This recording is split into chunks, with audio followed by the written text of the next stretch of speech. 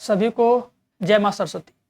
देखो, जैसा कि सभी को पता होगा कि बोर्ड एग्जाम बहुत पास आ गया है।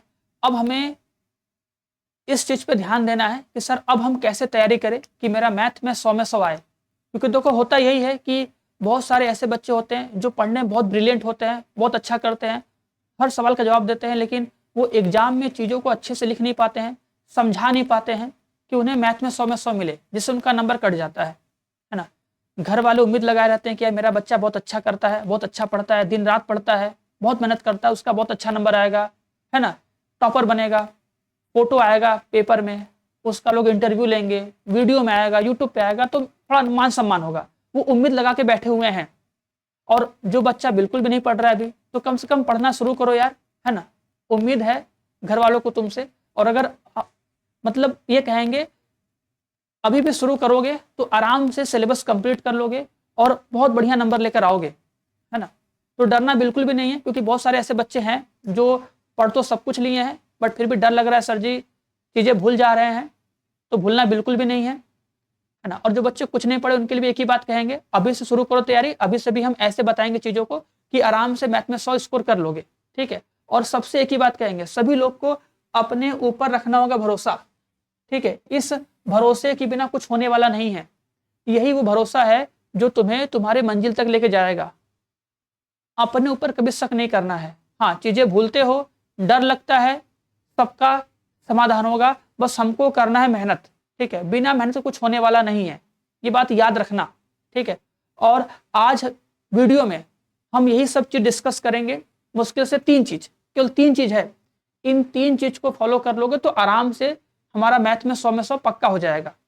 लेकिन आगे बढ़ने से पहले हम देखो 2 चीज कहेंगे सबसे, कि सब लोग पहले अपना टारगेट सेट करो।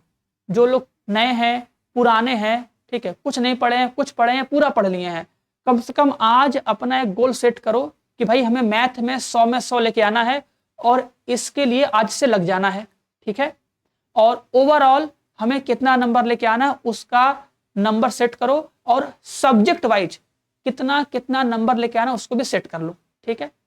हम बात करेंगे मैथ की कि मैथ में 100 में 100 कैसे लेकर आए। तो आज से हमें शुरुआत करनी है, क्योंकि देखो एक फेमस क्योट है, देखो इन सबसे कोई फर्क नहीं पड़ता है, बट हाँ थोड़ा सा फर्क पड़ता है, तो थोड़ा सा फर्क पड़ना चाहिए सबके लिए। एक फेमस सा कोट है कि भैया if you want a better future take action today. अगर तुम कुछ अच्छा चाहते हो तो उसके लिए तुम्हें आज काम करना होगा और तुरंत काम करना होगा, उसे कल या परसों पे नहीं छोड़ सकते हो। अगर छोड़ोगे तो आलसी हो, फिर वो कभी अच्छे से होगा भी नहीं, ठीक है। तो क्लास की शुरुआत करते हैं। क्लास में देखो हम 3 चीज डिस्कस करेंगे, पॉइंट 1, पॉइंट 2, पॉइंट 3, जो तुम्हें मैथ में 100 में 100 दिलाने में करेगा मदद। और चौथा पॉइंट कुछ स्पेशल है, इसको बताएंगे लास्ट में, देखना स्पेशल क्या है, ओके। सबसे देखो पहला पॉइंट, आंसर राइटिंग।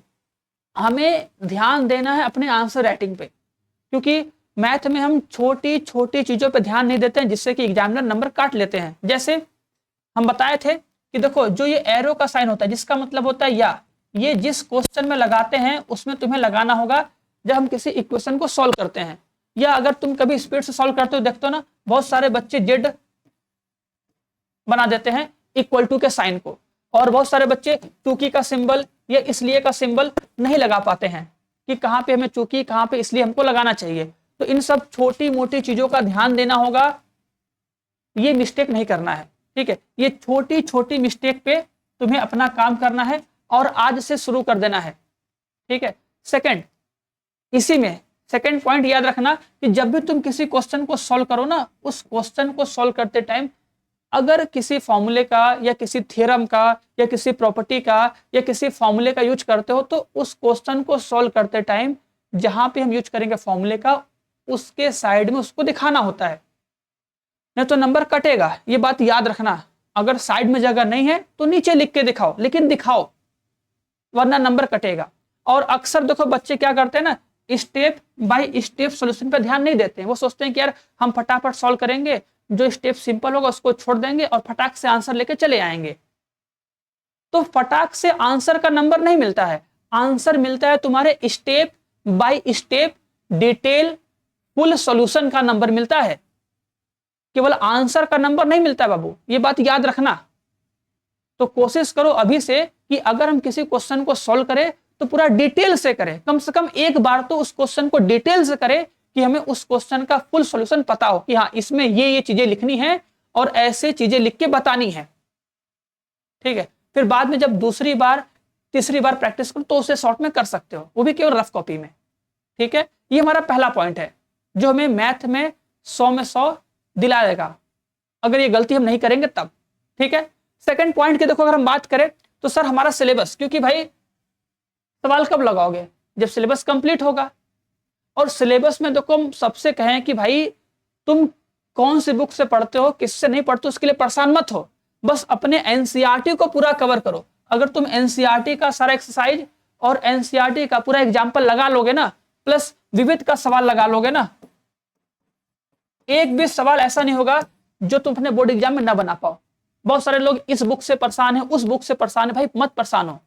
और लास्ट टाइम चल रहा है, अब तो बुक भी नहीं पढ़ना है, तो सर क्या पढ़ना है, अब लास्ट टाइम में तुम्हें केवल मोस्ट इंपॉर्टेंट चीज पढ़ना है, वो टॉपिक पढ़ना है जो एग्जाम में आता है, वो सवाल पढ़ना है जो एग्जाम में आता है। तो ये सब भी अब कंप्लीट नहीं करना है। ठीक है, इसी एनसीईआरटी एक्सरसाइज का, इसी एनसीईआरटी एग्जाम्पल का, इसी एनसीईआरटी के विविध प्रश्नावली का जो मोस्ट इंपॉर्टेंट क्वेश्चन है, जो बार बार पेपर में आता है, जो क्वेश्चन इस बार भी पेपर में आएगा, इन सभी का डिटेल सॉल्यूशन पूरा अच्छे से हम इस वरदान बैच में करवा रहे हैं। इस वरदान बैच में तो हम केवल 2 चीज देंगे, तुम्हें चैप्टर का पहले 1 शॉट देंगे। इस 1 शॉट में क्या मिलेगा ना कि हमें चैप्टर का कंप्लीट कॉन्सेप्ट मिल जाएगा कि यार किसी चैप्टर में कौन कौन से टॉपिक है और उनको सॉल्व करने का क्या कॉन्सेप्ट है। अगर कॉन्सेप्ट एक बार समझ लेंगे तब जाके उसके इंपॉर्टेंट क्वेश्चन को लगाएंगे तो मेरा काम पूरा हो जाएगा। ठीक है, पिछले साल भी देखो लास्ट टाइम में वरदान बैच से जुड़ के बहुत सारे बच्चे अच्छा नंबर लेकर आए थे, किसी का 92%, 91%, 93% तक आया था मैक्सिमम। तो लास्ट के 2 से 3 महीने भी ढंग से पढ़ोगे तो ऐसे ही बच्चों की तरह अपना फोटो भी तुम पाओगे पेपर में या फिर कहीं एसडीएम ऑफिस में हम लोग के साथ एकदम मस्त बढ़िया रैंक लेकर आओगे। लेकिन हाँ, आज से तैयारी शुरू करनी होगी तब जाके होगा। बहुत सारे बच्चे हैं, ठीक है, बहुत सारे, खत्म नहीं होगा। बात समझ आ रही है? तो देखो अब लेट मत करना, ये नंबर है, इस पे कॉल करके अगर बैच ज्वाइन करना है तो बैच ज्वाइन कर सकते हो और क्लास कर सकते हो, पूरा सिलेबस एकदम सही टाइम पे कंप्लीट कर सकते हो और इस बार बोर्ड एग्जाम में अच्छा नंबर फोड़ सकते हो। ओके, अब देखो बात करते हैं सर जी हम लोग, सर उससे करने तो क्या काम बन जाएगा, वो कर लेंगे काम बन जाएगा। देखो वो कर लोगे, उसके बाद ये तुम्हें सेल्फ करना है, सेल्फ करना है प्रीवियस ईयर क्वेश्चन। हम तो देखो प्रीवियस ईयर क्वेश्चन उसी में करवाएंगे, उसी इंपॉर्टेंट क्वेश्चन में ही प्रीवियस ईयर क्वेश्चन मिल जाएगा।